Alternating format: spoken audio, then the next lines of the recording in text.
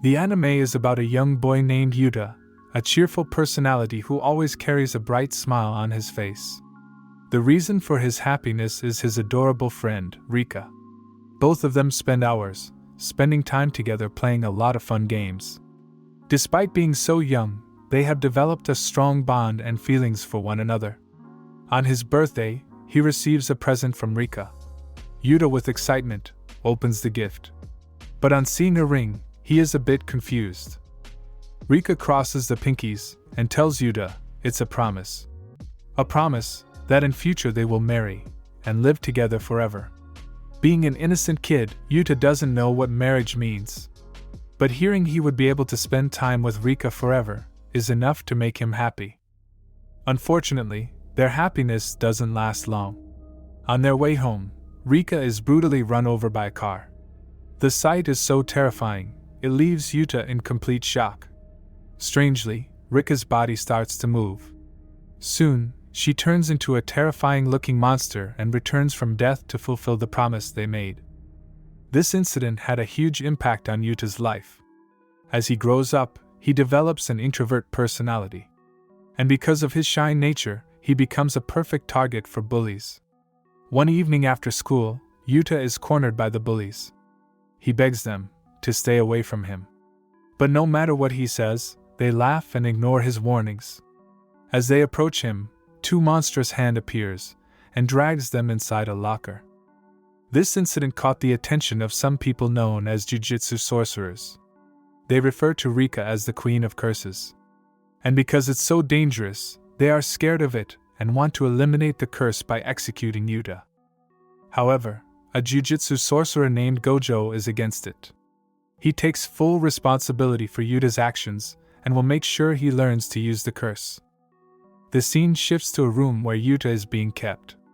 Gojo introduces himself as a first-year teacher at Jiu-Jitsu High. He tells Yuta that he is being transferred to Jiu-Jitsu High School as a first-year student. But Yuta refuses to come.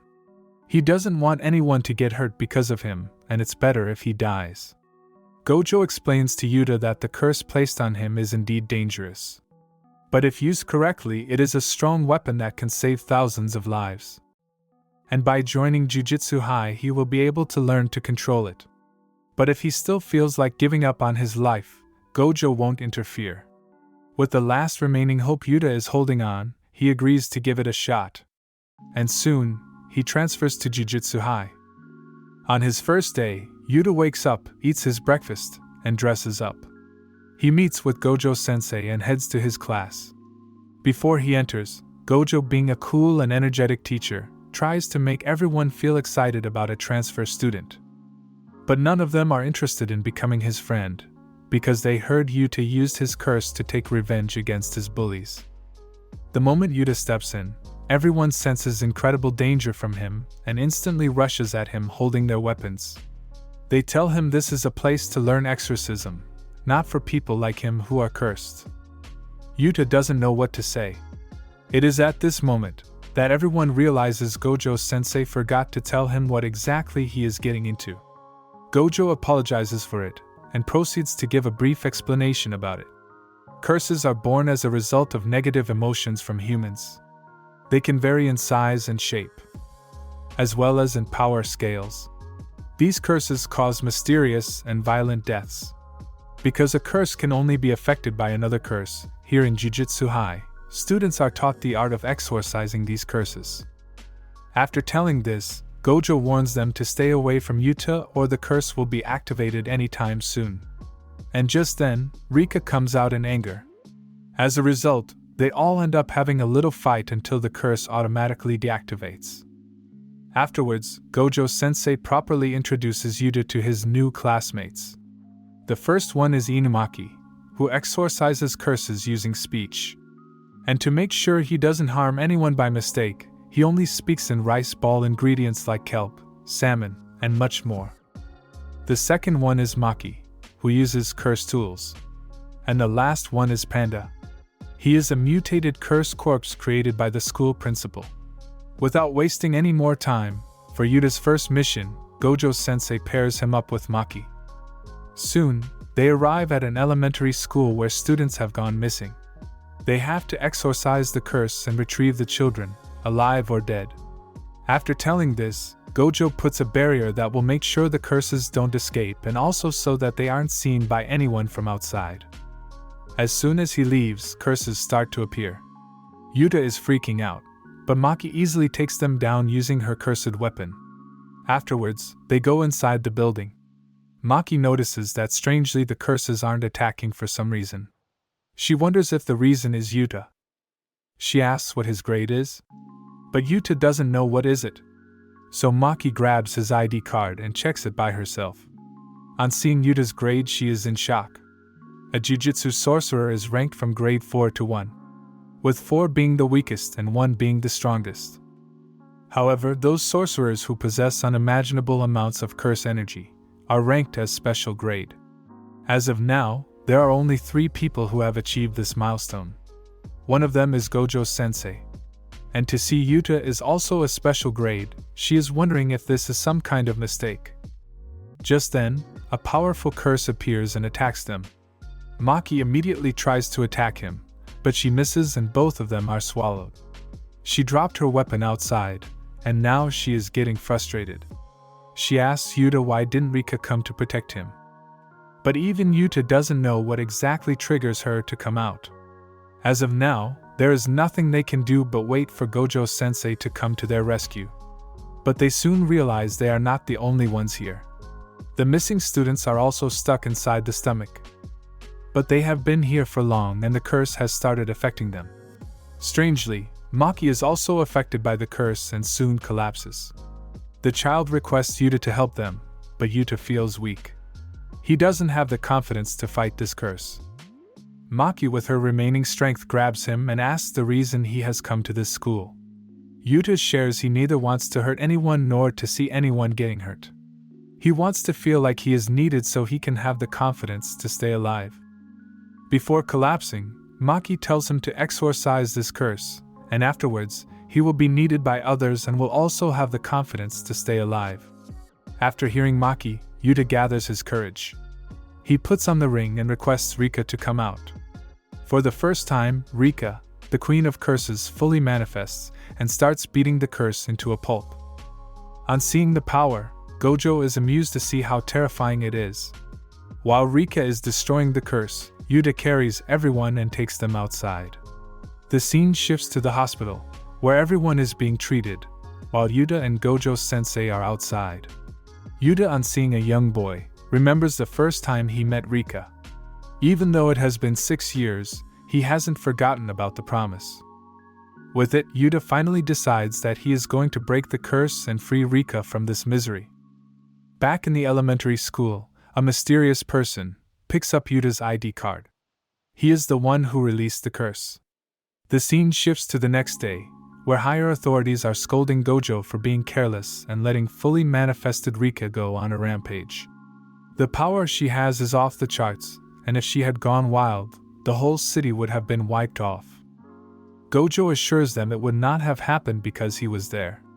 He tells the authorities that after investigating Rika's family background, it's strange to see a girl who wasn't related to any Jiu-Jitsu sorcerers end up becoming such a terrifying curse.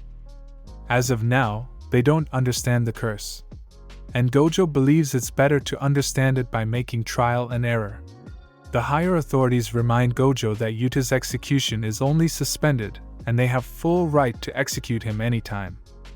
Gojo with a serious look threatens them. If they do anything to Yuta, then they will have to face him. On his way to school, Gojo is exhausted from attending this meaningless meeting. According to him, no one is allowed to take away youth from young children. After meeting up with Yuta, they go inside a room where cursed weapons are being kept. Gojo-sensei gives him a katana. As of now, Yuta doesn't have complete control over Rika's power. So with the help of a tool, he would be able to imbue the power in it. And slowly he can increase it until he has complete control over it. With it, Yuta's training begins. In the entire school, Maki is the only one suited to teach him about cursed weapons. As they both continue to train, everyone is glad to see how positive Yuta has become. Panda notices, unusually Maki is also having a lot of fun. He realizes something shocking, and calls Yuta. Panda asks Yuta if he prefers big melons or small melons in a woman. Yuta, while blushing, replies somewhat big. Panda is glad to know it, and signals Maki that she has a chance. Maki is creeped out to see Panda's signal and starts beating him. On the other side, Yuta is enjoying watching them. It has been 3 months since Yuta joined this school, and fortunately, he has gotten close to Maki and Panda. But it's hard for him to get close to Inumaki because he doesn't speak normally. After the training session, Inumaki receives a special mission. Because among all the first years, he is the only grade 2 sorcerer, and that's why he is allowed to take missions on his own.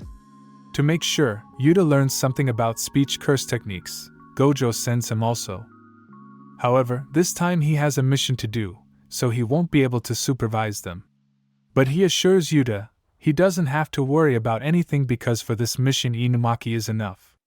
However, in case he had to use his power, Yuta must only borrow a small amount and not completely let out Rika. After listening to this, both Inumaki and Yuta arrive at the location.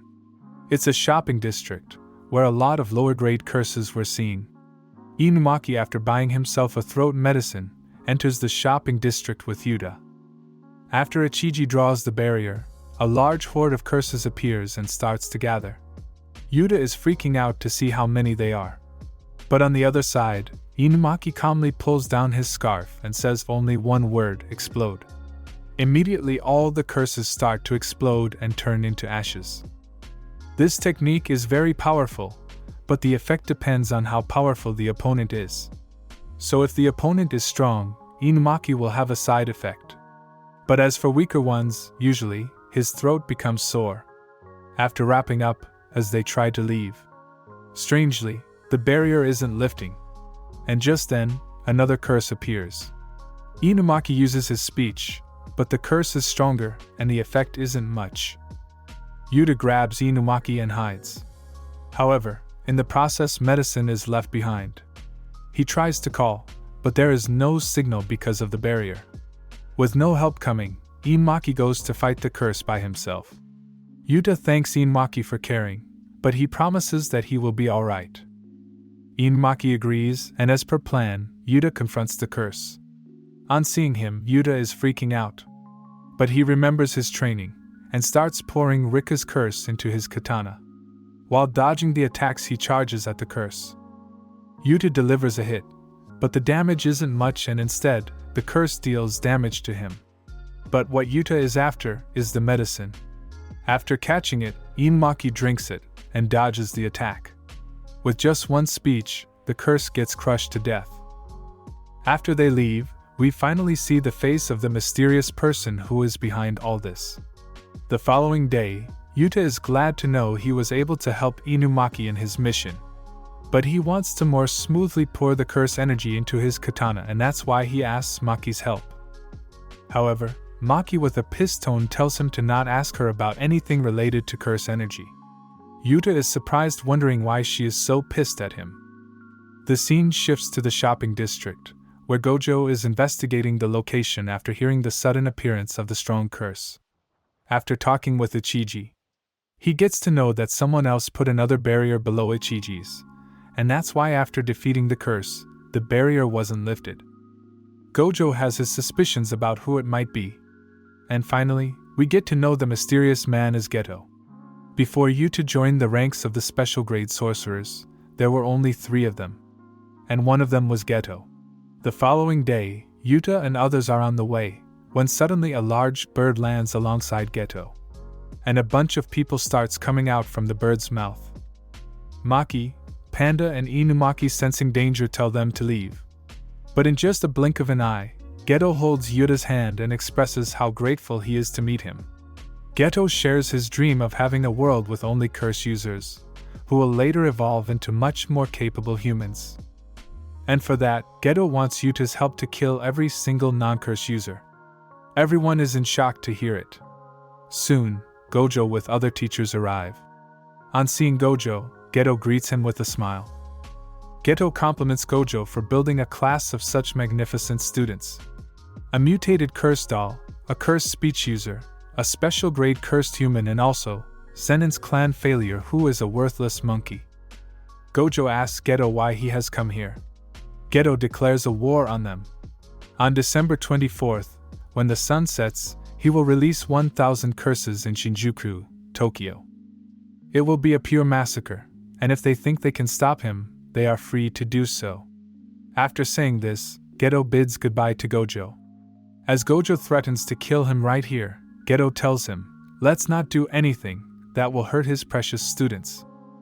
As Ghetto leaves, Gojo looks at him and wonders where things went wrong. Even though it may come as a surprise, however, Ghetto initially believed that the world should be one where the strong protect the weak. A world where both curse users and normal humans can coexist. But just like every villain, no one is born evil, it's the society that molds them and transforms them into something they never wanted. It's important to know why Ghetto has changed his ideals so much that now he isn't hesitant to commit genocide. To understand it, we have to go back to 11 years ago, when Ghetto along with Gojo and Shoko were in their second year in Jiu-Jitsu High. Despite being only high school students, Gojo and Ghetto have earned the title of being the strongest sorcerers in the world. And together they are unbeatable. Both Gojo and Ghetto were best friends. They were so close that you can also say they were like brothers from different mothers. Even though Gojo is still arrogant for being the strongest, at that time he was just too much, as he never had experienced any defeat. And because of this, Ghetto always tries to remind him that a world should be one, where the strong protect the weak. And it's their duty to protect those who can't use curse energy. But little did he know, after one mission, everything would be turned upside down for him. On a sunny day, their homeroom teacher Yaga-sensei gives them an important mission. Both of them have to safely escort a girl named Rika to Lord Tengen and erase her. Tengen is an immortal being who maintains the barriers that protect the Jiu-Jitsu world from the intrusion of any curses.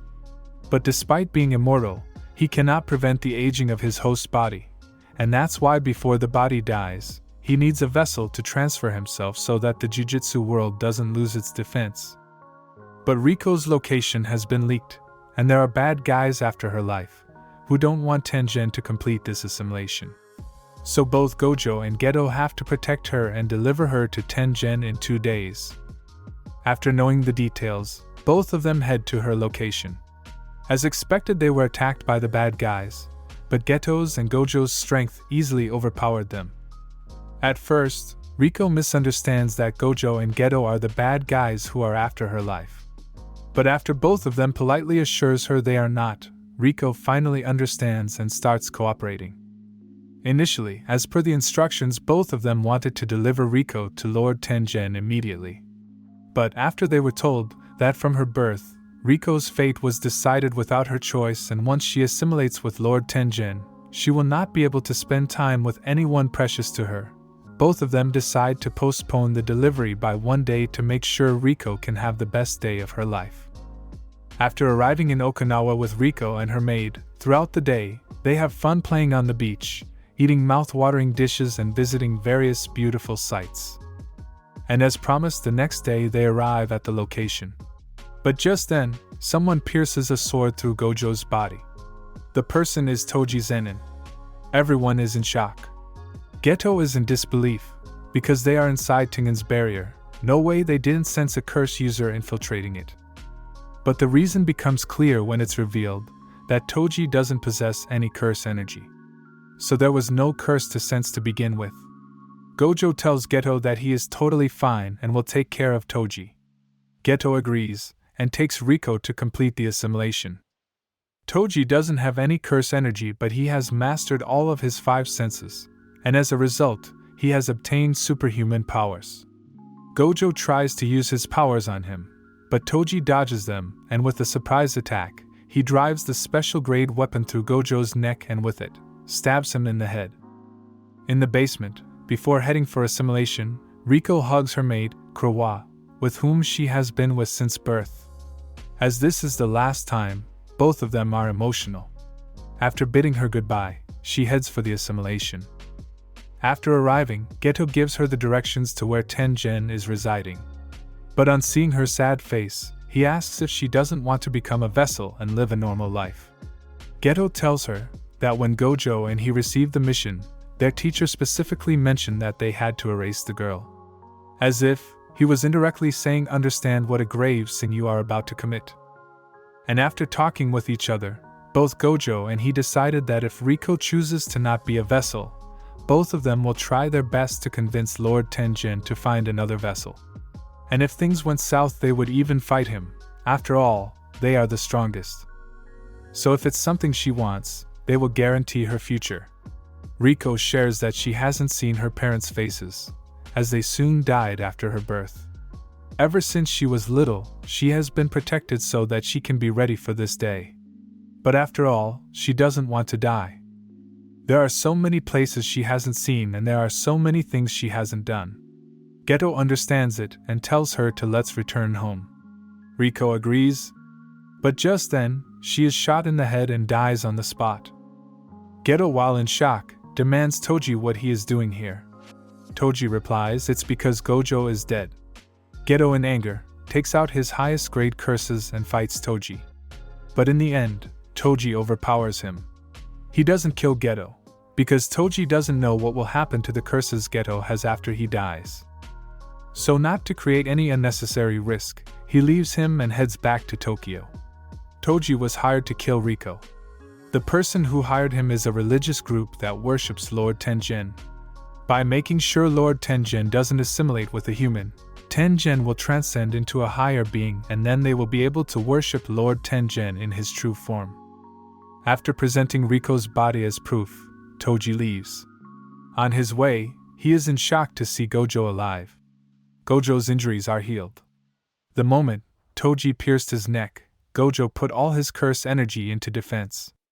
On the verge of death, he finally understood the essence of curse energy and healed his wounds using the reverse curse technique.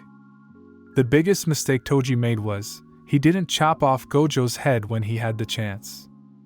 Toji, without wasting any time, attacks Gojo. But Gojo easily dodges them. Gojo isn't himself. He is so calm and relaxed as if he doesn't feel anything. He combines his techniques and releases an ultimate attack. The power is so immense, Toji isn't able to dodge it, and dies right there. On seeing the curse that was attached to Toji in front of him, Ghetto immediately understands the situation and rushes towards Gojo. Inside the hall, Gojo is carrying Riko's dead body, while the followers of the Star religious group are shamelessly clapping non-stop to see the girl has finally been killed. Ghetto looks at Gojo's eyes and wonders what happened to him. Surprisingly, Gojo asks if they should just kill these people. Because of the way he feels now, he doubts if he'd care even a bit. But Ghetto stops him. He tells Gojo that there is no point because they are just followers who don't even have any curse energy. The masterminds who were behind it have already escaped. Gojo asks if there is any point to begin with. Ghetto looks at the followers and replies, yes, Jiu-Jitsu sorcerers exist to protect these people. 1 year later after this incident, both Gojo and Ghetto are in their 3rd years. And by this time, Gojo truly attains the title of being the strongest. He has gained unimaginable power.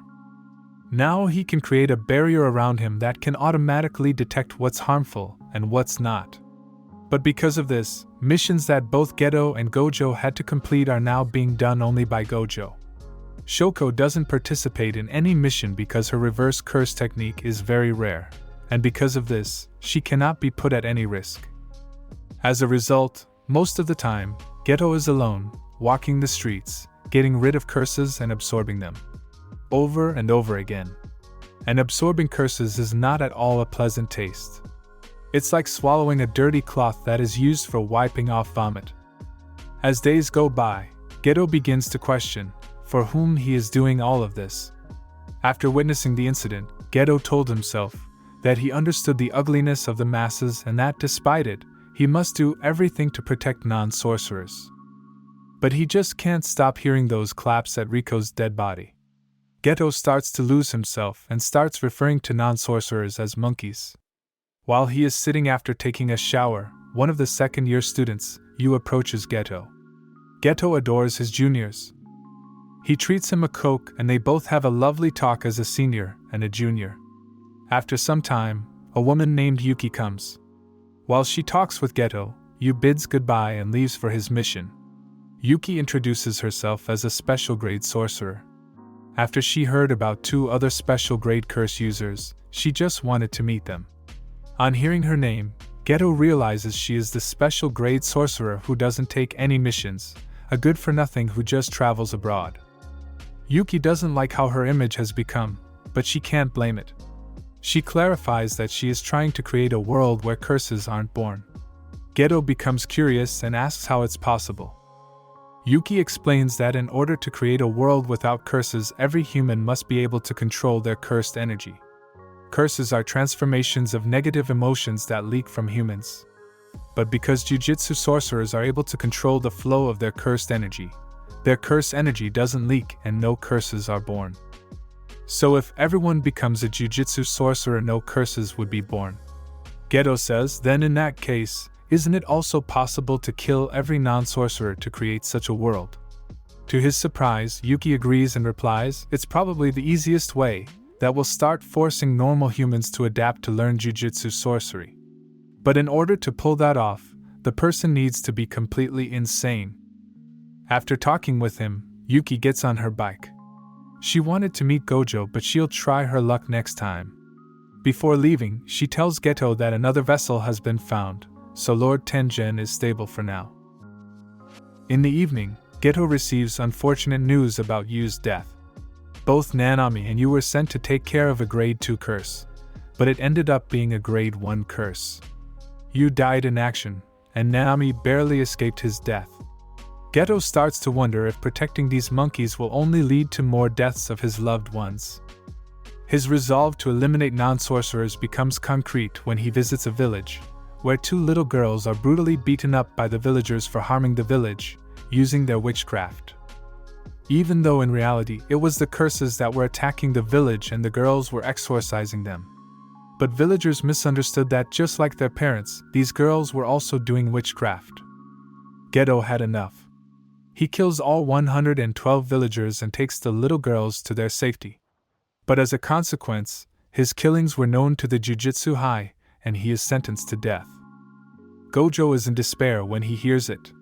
He says it's definitely some kind of mistake. But after investigating the village, Ghetto's curse energy residuals were found and his involvement was confirmed. Gojo confronts Ghetto and asks what he is trying to prove by killing innocent people. Ghetto shares his desire to create a world with no curses by eliminating non-sorcerers. Gojo furiously tells him that his dream is impossible and absurd. Ghetto says that if he could be him, he would have enough power to make it possible. But he isn't, so he has to find ways to achieve his dream. As Ghetto leaves, Gojo aims at him, trying to use his technique, but in the end, he just can't kill his best friend. After 10 years, it was Gojo's first time reuniting with Ghetto since then. At night, a meeting is called up to tell everyone about the danger Ghetto poses and information about his curse technique. Being a special grade user, Ghetto is able to absorb unbound curses and manipulate them as per his will. He has established a religious group through which he removes curses from non-sorcerers and absorbs them. And considering he has been the head for 10 years, he must be in possession of more than 2,000 curses. The scene shifts on December 24th. Before arriving at the location, Ghetto knows his chances of winning are 0%. But by creating a distraction, he will kill Yuta and obtain Rika. The reason Ghetto is confident in pulling this off is because he knows no one knows the complete truth of his powers. Alongside absorbing unbound curses, he can also obtain the curse by killing the host and absorbing the curse as well. And the fact it's Yuta, the school will probably leave him in school because of the danger he poses to both enemies and allies. And just like Ghetto thought, while everyone has arrived at the location, Yuta is with Maki in the school. There, after gathering his courage, he asks Maki the reason that earlier Ghetto called her a failure.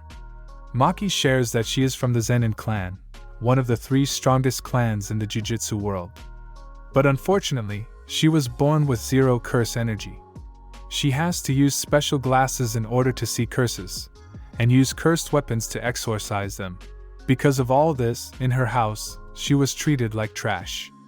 Even her own mother called her a shame, and how she would have wished she hadn't given birth to her. At first, It was devastating for Maki to hear it coming from her own mother. But she decided to become a grade 1 sorcerer, and afterwards, she'll return to the clan and crush everyone.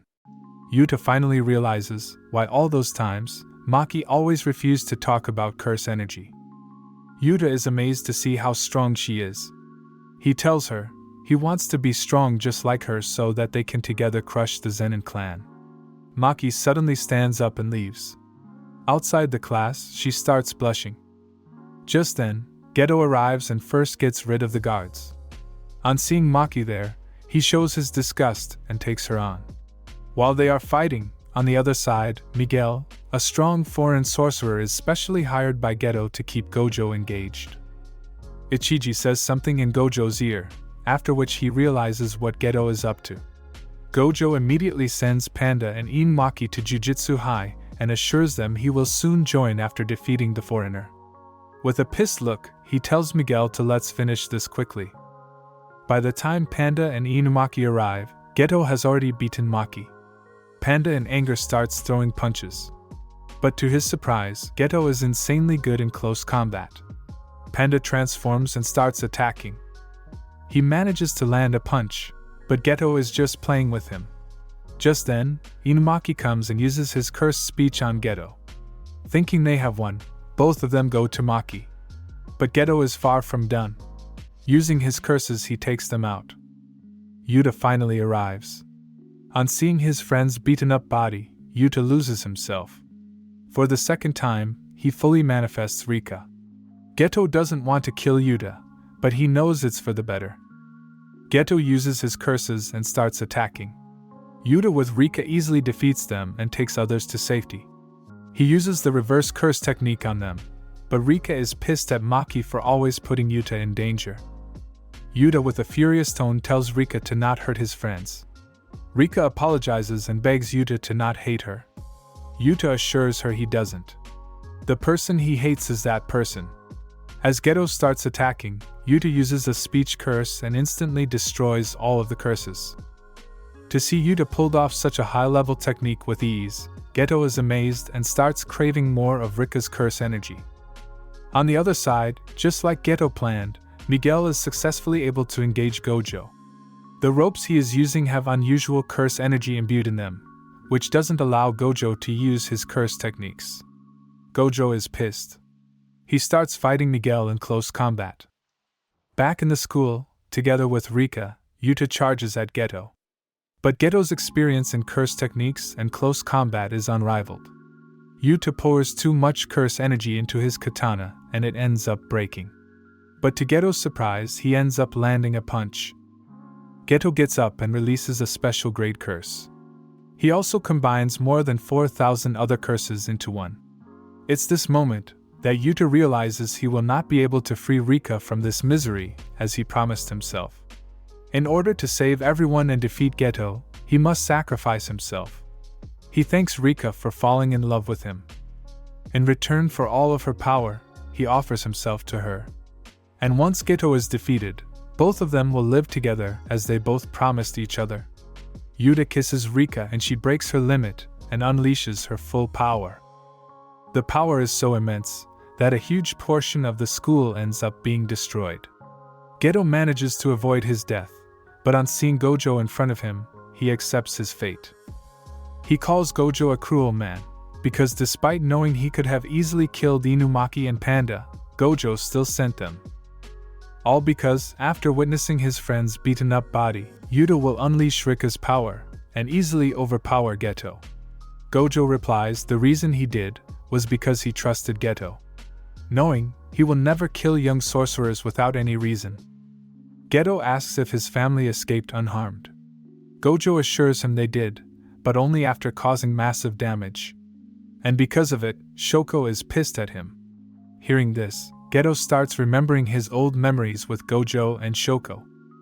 Ghetto returns Yuta's ID card, and as his last words he says that no matter what anyone says, he does hate those monkeys. But he never had any hatred toward Jiu-Jitsu High, and was just trying to make sure Jiu-Jitsu sorcerers could be looked upon.